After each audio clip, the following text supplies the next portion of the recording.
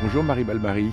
Bonjour Christophe Maury. Nous avons tenu, Jean-François Rode et moi, à vous rencontrer autour de votre nouveau livre que publie Albin Michel, Ce lieu en nous que nous ne connaissons pas, à la recherche du royaume. Alors, psychanalyste, infatigable lectrice de la Bible, vous avez consacré 10 années à apprendre l'hébreu, pointant du doigt des erreurs de traduction particulièrement préjudiciables pour l'interprétation que nous en faisons par des détournements moralisateurs dont vous constatez dans votre cabinet les redoutables effets. Vous luttez contre une longue tradition d'interprétation. Tout semble, je vous cite encore, confisqué par une instance moralisatrice et culpabilisante. Et le dialogue se fonde aussi sur les silences aussi précieux que la parole. Donc nous aurons des silences dans notre conversation. Merci d'avance. Vous rappelez au début du livre que sans désir, il n'y a pas d'énergie. C'est le désir qui nous met en route. C'est le mot que nous avons trouvé, mais depuis longtemps, pour dire le moteur des êtres humains, qu'est-ce qui les fait avancer vers le monde, mais aussi les uns vers les autres. C'est pas l'âme, anima, animae, qui nous anime? Alors voilà, oui, vous arrivez bien là, au point de, j'allais dire, de passage entre la science et la théologie, philosophie, etc. On a bifurqué là, on est passé de l'âme au désir, oui. Enfin, la psychanalyse, quand même, psyché, c'est l'âme. Donc, c'est quand même notre mot, mais je ne suis pas sûre qu'on s'en serve autant qu'il est nécessaire. Ceci dit, quand Freud a écrit des textes sur la psyché humaine, on a traduit en français ou en anglais par appareil... attendez, je ne retrouve plus le nom. Appareil psychique. Appareil psychique et âme, ça fait quand même la différence. Ben voilà, on est au cœur de la question, là, des mots. Vous écrivez « Nous sommes enfants et non encore fils. À nous d'accomplir la filiation, étape finale. » Certes, mais comment?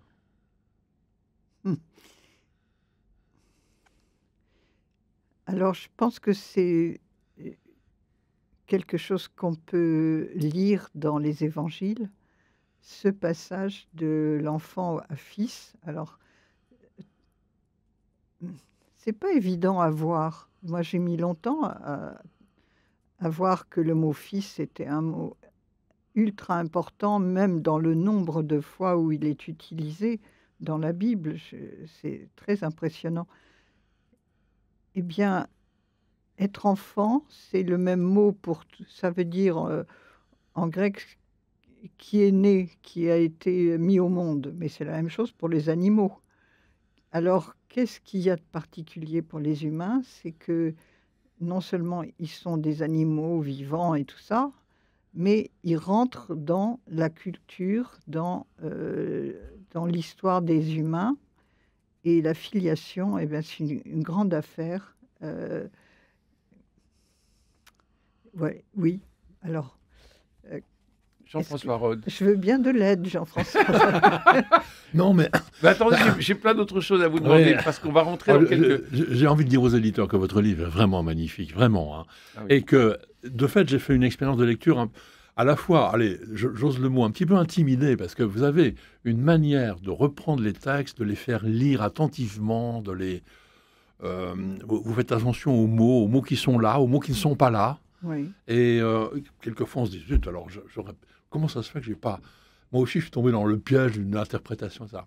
Mais quelle jubilation à vous suivre. On a l'impression de redécouvrir vraiment des textes qu'on croyait bien connaître, et puis même des textes justement un peu difficiles. On va peut-être revenir sur la parabole des talents, je ne sais pas. Mais... On va revenir sur la parabole des talents, on va revenir sur le jeune homme riche, on va revenir sur les questions d'adultère et de mariage, et auparavant, j'aimerais revenir sur juste 2 termes que vous nous soulignez. Vous rappelez des significations que les lecteurs semblent découvrir. Chara, enfin kara en grec, et Éden en hébreu, veulent aussi dire joie avec l'autre, jouissance de la relation, volupté, d'où l'expression « entre dans la joie de ton maître ». C'est-à-dire qu'il n'y a pas d'Éden, il n'y a pas de kara, il n'y a sans la relation.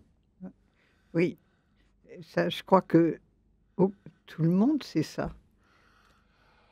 Non, Ah, vous croyez? non, mais en tous les cas, depuis qu'on est enfant, qu'est-ce qui nous rend, le plus joyeux? C'est d'être aimé et d'aimer et là, je pense que cette joie, que vous relevez là, heu, dans le groupe de lecture, si fidèle puisque c'est depuis 86 Oh, on lit racontez-nous un peu, s'il vous plaît. une fois par semaine. Non, mais il faut être fou pour faire des choses pareilles. Une fois par semaine depuis 30 et quelques années, eh bien, on lit ensemble, des textes, souvent quelquefois, c'est pas comme des urgentistes, c'est-à-dire quelqu'un nous dit: «Oh, est-ce que vous avez vu tel texte? Mais moi, ça me fait mal quand je le lis ou quand on me le prêche là-dessus». Alors on y va voir et il ne s'est jusqu'à maintenant jamais trouvé qu'un texte, que quelqu'un trouvait mortifère, soit bien traduit. Donc la souffrance de la personne était un guide et notre jubilation quand on extrait ce texte, du piège qu'il constituait, c'est un bon guide. Donc on a 2 guides, la souffrance et la joie et alors j'ai sauté une question là? Non, pas du tout.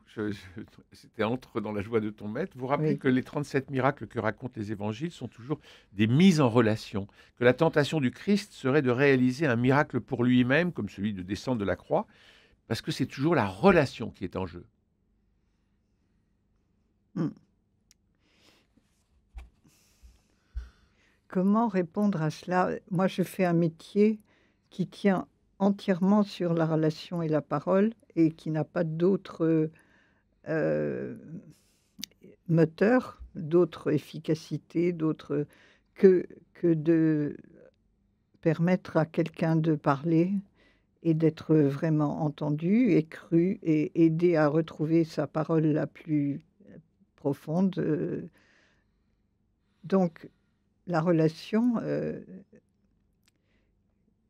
on peut s'étonner que ça nous étonne, nous les humains, qu'on découvre que c'est essentiel, mais si on écoute les chansons, si on écoute des choses qui passent en dessous de nos radars scientifiques, sans amour, on n'est rien du tout, ça veut dire rien ça?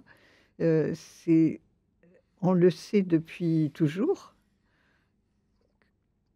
non? Oui, alors on revient au jeune homme riche? On y Non, va? mais oui, je reviens en Oui, écho à allez, ce que Sir vous disiez tout François. à l'heure.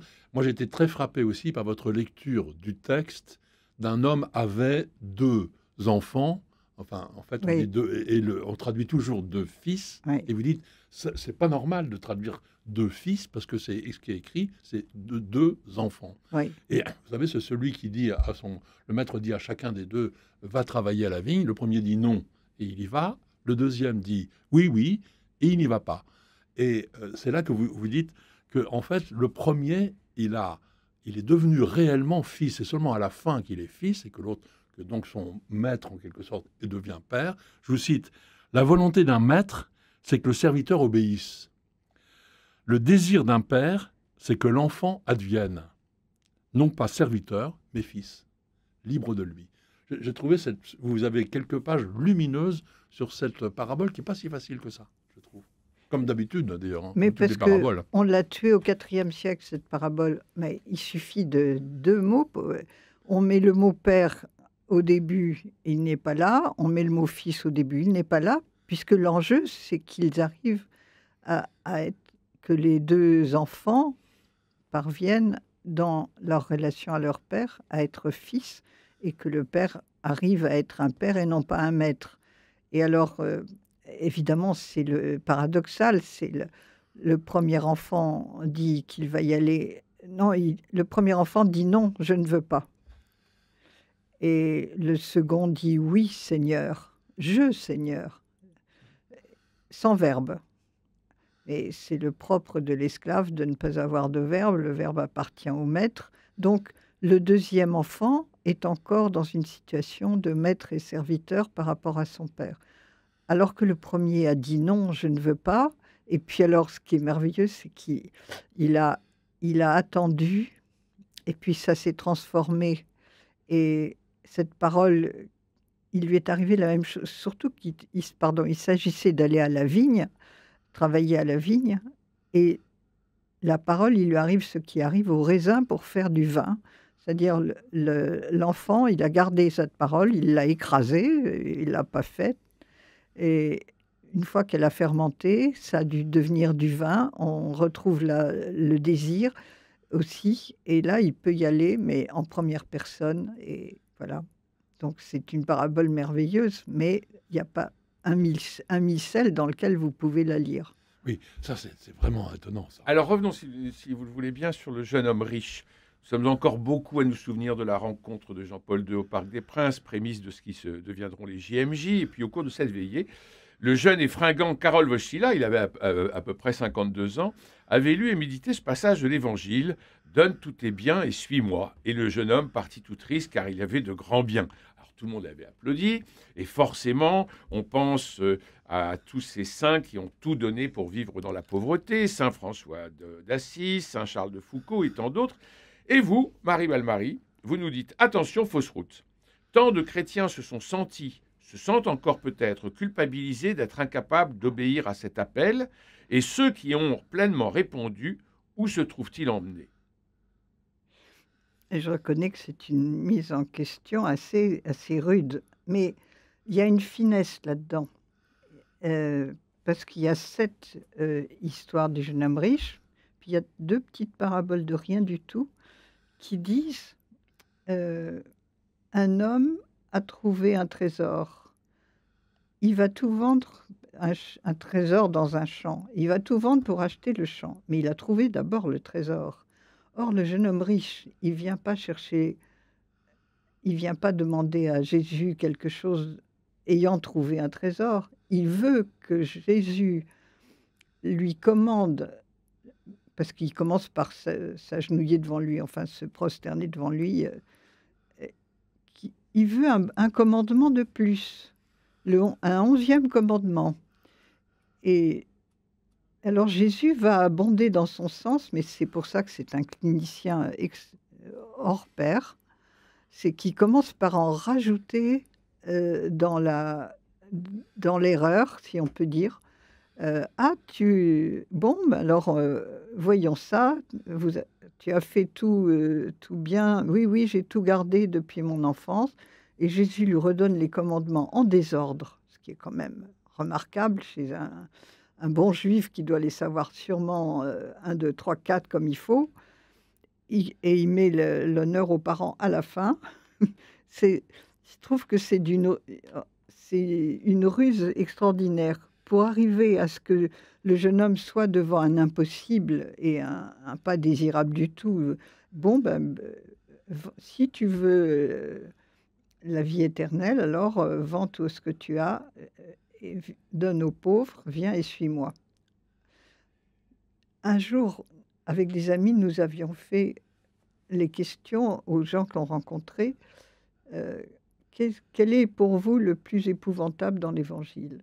Alors, soit qu'ils soient encore chrétiens, soit qu'ils se soient écartés, ils répondaient tous prendre sa croix et suivre Jésus. Bon. Alors, on est allé voir ce texte-là aussi. Mais pour rester sur le jeune homme riche, il a commencé par demander plus de loi. Or, la loi, il ne faut pas rajouter à la loi. Il demande plus de directives, être un peu plus esclave, si je puis dire. Et Jésus refuse de marcher dans cette combine. Et comme il ne peut pas lui dire, écoute, tu es trop parfait, sors de ta perfection et ça ira mieux, donc il lui rend absurde quelque chose. Et alors, jusqu'à ce que l'autre s'en aille parce qu'il avait de grands biens et que voilà, qu'il est tout triste. Alors, je me disais triste, enfin un sentiment bien à lui, et puis peut-être que ça va lui permettre de passer vers l'intérieur de lui-même, dont il a sûrement été chassé par trop d'obéissance. Et par rapport à ça, alors les disciples disent, mais alors qui est-ce qui peut être sauvé? Enfin bon. Et Jésus reprend a une façon de raconter les choses. Nous, on a tout quitté, disent les... Ah bon, vous avez tout quitté? Attendez. Alors il fait les choses en douceur, mais c'est génial, je trouve. Il dit: «Quiconque aura quitté maison ou champ ou frère ou sœur ou mère ou» enfin voilà. C'est ou. Une seule chose. Ou bien une autre, ou bien Mais une c'est autre. pas et. Non, c'est pas hem, recevra la vie éternelle et le centuple, voilà. dans cette vie. Et le centuple en maison et champ et alors tout d'un coup, on voit avant c'était une soustraction, maintenant c'est une addition et donc l s personne n'a besoin de tout quitter, heu, pour recevoir le centuple, parce que, alors c'est là qu'il dit aussi, rien n'est impos ah Rien n'est impossible à Dieu. oui, oui, voilà et qu'on a vu que c'était auprès de Dieu, rien n'est Et alors, dans le impossible. jeune homme riche, il y a deux phrases que vous ressortez. Jésus l'aima, il le regarde et il l'aima. Mmh. Et la deuxième, c'est, alors il dit, bah, je lis toute la Bible, ça. Que lis-tu?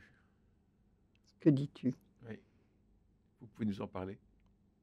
Pourquoi cette question? Que lis-tu? Attendez, aidez-moi à reprendre le contexte. Le jeune homme riche, Oui. le jeune homme se prosterne, Jésus le regarde et il l'aima. Mmh. C'est une des seules fois dans l'Évangile où le regard de Jésus est un regard d'amour. Oui. Donc ça, c'est important à souligner. Oui. Alors qu'il sait parfaitement, Jésus, à ce moment-là, ce que lui demande le jeune homme riche, Mmh. et il sait parfaitement qu'il repartira tout triste.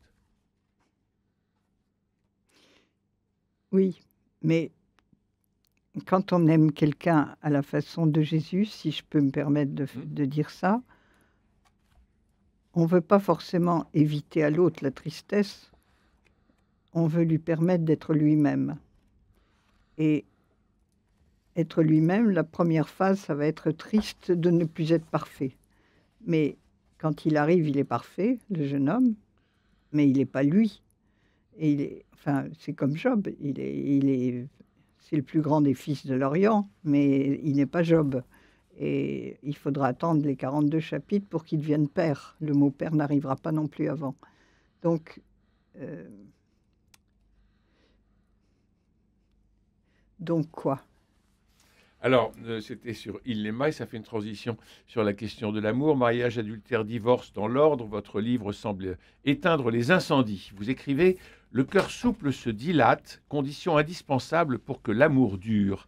La relation durable est celle où deux êtres peuvent se reconnaître dans leurs propres et diverses métamorphoses. Dans ce cas seulement, donc quand le cœur se dilate, on ne pourra plus dire d'un couple qu'il est usé. » C'est la question que je vous pose. C'est-à-dire que dans l'amour, et on l'avait déjà dans le jeune homme riche avec Jésus, mais dans l'amour, c'est accepter la métamorphose de l'autre, Oui. sans quoi le couple est usé. Ça, vous insistez là-dessus. Ah, merci d'avoir fait le passage que je ne trouvais pas. Mais oui, parce que l'idée qu'on a de Jésus avec les lois du mariage sont très sévères. L'idée qu'on en a, c'est... Mais cette loi de l'indissolubilité Mmh. va être encadrée par deux phrases qui disent que cette aptitude à garder l'indissolubilité, c'est donné. Et si c'est pas donné, eh bien, c'est que alors là, qu'est-ce qu'on en fait de cette phrase? Je sais pas, mais Une liberté. oui. Et, et surtout, comment dire ça? Parce que ce sont des textes qui ont des poids terribles dans la vie des gens. Et se trouver dans un mode de relation, oui, c'est le verbe contenir qui compte là. On a dit que celui qui comprenne, que celui qui peut comprendre, comprenne. Déjà, c'était pas tout le monde qui pouvait.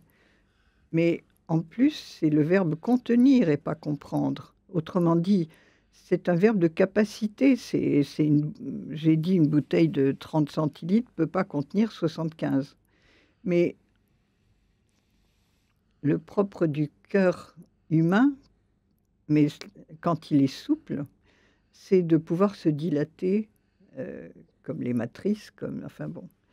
Et donc, l'amour peut durer parce que le cœur se dilate au fur et à mesure des métamorphoses de l'un et de l'autre. Sinon, s'il ne se dilate pas, on peut, au lieu de changer de désir, on change de partenaire. Alors, dans votre livre, Marie Malmarie, vous analysez 3 couples, Adam et Ève, Abraham et Sarah, Joseph et Marie.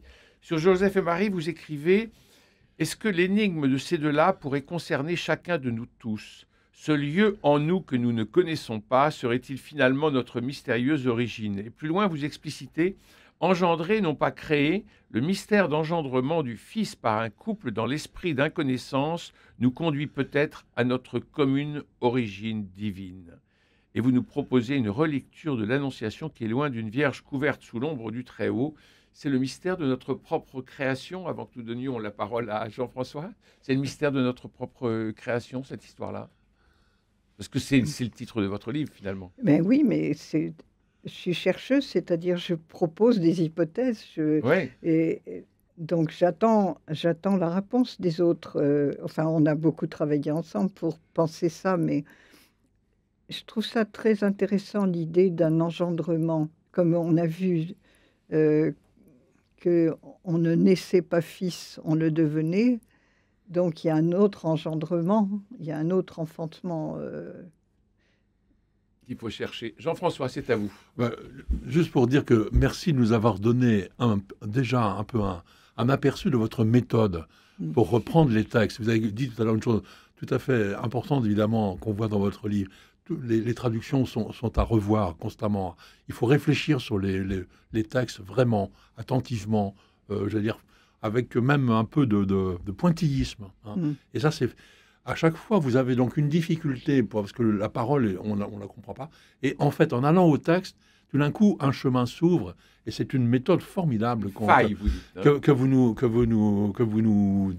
proposez, que vous nous donnez. Et alors justement, vous avez une aide, Jean-François, dans les livres dont vous allez parler, vous avez deux aides très importantes. J'ai voulu apporter pour les auditeurs deux livres qui me paraissent dans la ligne de ce que vous faites, c'est-à-dire en particulier la traduction des évangiles qui a été faite par sœur Jeanne d'Arc, qui est une traduction très proche, qui se veut le plus proche possible du texte grec. Oui, Est-ce que vous approuvez cette méthode ? Complètement. C'est la traduction française. C'est pas une des traductions les plus connues des évangiles, mais c'est bien d'avoir ce texte-là sous la main quand on veut vérifier une traduction. Et par rapport à Chouraki ? Elle a été le maître de Chouraki, autant que je me souvienne. Voilà, tout est... Alors, je montre la photo, mais moi j'ai une vieille édition, et l'édition actuelle, la photo n'est pas la même. Mais ça existe toujours, on peut tout à fait acheter en poche les évangiles de sœur Jeanne d'Arc chez Les Clés de Roueur. Et puis je voudrais aussi dire à tous les auditeurs qu'il existe un instrument pour lire les textes des évangiles de manière précise et scrupuleuse, j'allais dire au bon sens du terme, c'est ce Nouveau Testament interlinéaire grec-français. Même si on ne connaît pas le grec, si on en a fait un peu, c'est formidable, c'est mieux. Mais c'est une traduction absolument littérale. On a le texte grec et en dessous, on a le mot à mot pratiquement. D'ailleurs aussi des traductions, ce qui permet déjà tout un travail, me semble-t-il, sur le texte, et c'est vraiment disponible pour tout le monde. Oui. Le Nouveau Testament interlinéaire, c'est disponible, ça vaut vraiment la peine d'avoir ça. Mais pourquoi le dimanche, on ne lit pas des traductions comme celle-là ? Alors, c'est une des questions que j'avais aussi. Biaisées. Pourquoi est-ce qu'on se trompe dans les traductions comme ça ? Pourquoi est-ce qu'on se fourvoie tant que ça ? On va demander ça aux évêques, vous ne trouvez pas ? Parce que non, mais il faudrait que vous alliez à la conférence des évêques de France à Lourdes pour leur faire un cours, non ? Je pense que je serais morte avant. Mais vous l'avez déjà fait, non ? Non, pas pour donner des cours. Moi, je ne suis pas bonne pour les cours, non. Ce que j'aime, c'est faire chercher ensemble des gens. Ça, oui. J'avais l'impression pendant cette émission d'être le thérapeute et de vous écouter sans sans parler et d'essayer de trouver dans les silences justement le poids et la densité. Oui, c'est très bien, vous avez très bien fait. Merci infiniment. Merci Jean-François Rode. Merci Marie Balmary. Je rappelle le titre de votre nouveau livre chez Albin Michel, Ce lieu en nous que nous ne connaissons pas, à la recherche du royaume. Merci à Jean-Paul Lérine pour la réalisation. Camille Meyer, François Dieudonné, Philippe Malpeuch pour le soutien technique. Demain, c'est vendredi. Nous retrouverons Jean-Luc Génère et Nadir Amaoui pour notre rendez-vous théâtral. D'ici là, portez-vous bien, c'est le printemps. Prenez soin de vous et des autres et je vous embrasse.